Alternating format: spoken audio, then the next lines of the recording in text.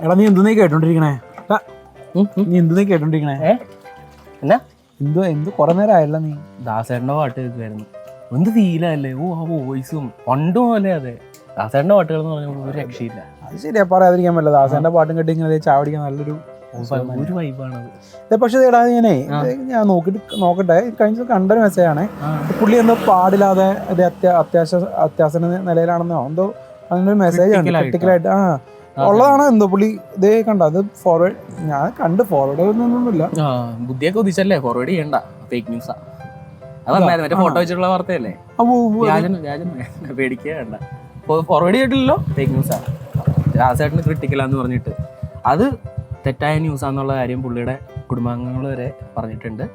അത് ആള് ഇപ്പം അമേരിക്കയിൽ ആളുടെ മോൻ്റെ കൂടെ സേഫ് ആയിട്ടിരിപ്പുണ്ട്. ഒരു കുഴപ്പമില്ല. നിങ്ങളൊന്നും പറഞ്ഞു പുള്ളീനെ അങ്ങനെ പോലും ആക്കല്ലേ. എന്ന് നല്ല പാട്ടുകളാണ് പുള്ളിയുടെ. ഇപ്പോൾ എന്തെങ്കിലും ഡൗട്ട് ഉണ്ടെങ്കിൽ മനോരമ ഓൺലൈനിൽ ഫാക്ട് ചെക്ക് നോക്കിയാൽ മതി. അതിനകത്ത് വന്നിട്ടുണ്ടായിരുന്നു ഈ ന്യൂസ് ഞാനും കണ്ടതാണ്. കുഴപ്പമൊന്നുമില്ല, ആള് സേഫാണ്. അതെല്ലേ? സമാനത്തോടെ ഞാൻ പാട്ട് കേൾക്കാം.